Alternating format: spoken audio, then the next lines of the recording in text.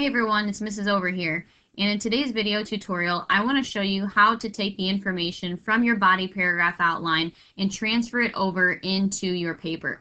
So at this point you should have gone through and you should have answered the questions in this graphic organizer in order to set up the information for all of your subtopics. Now I've got my subtopic number 1 here, and my example is the history of school shootings. So what I've done is I've taken each of these sections and I've copied them over into my paper in order to form this nice pretty paragraph. So it looks like it's all done and ready to go, but at this point I will say there's a little bit of tweaking that has to be done, especially with the part right here. What this is called, when you just have the quote without any sort of context leading up to it, it's called a dropped quote, because essentially you've got information that's just dropped into your paper without any sort of backing whatsoever.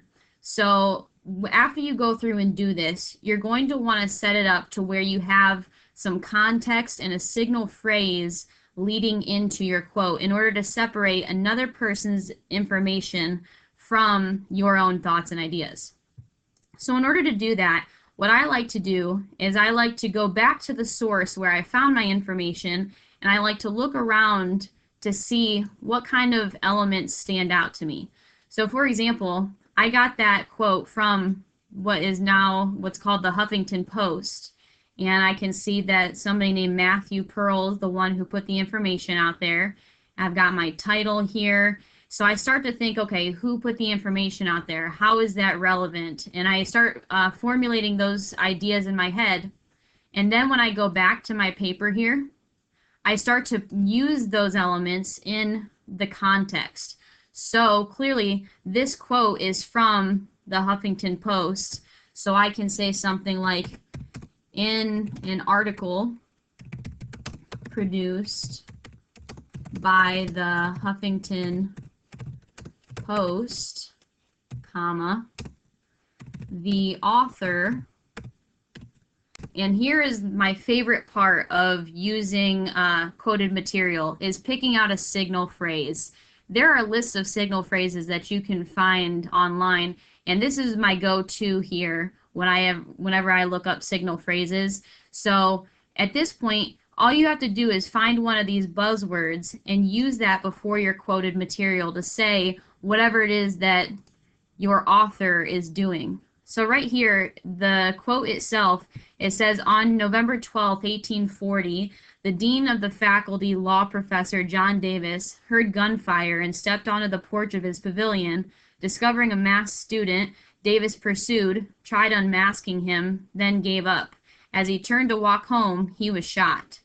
So that sounds pretty serious. So when I go back to my signal phrases here, maybe I want to choose something like, oh, well, that definitely sounds like a report.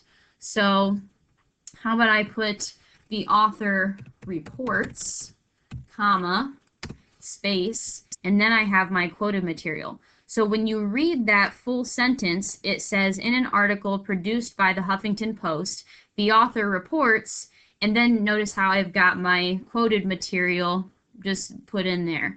So it actually sounds like a regular sentence that somebody would say.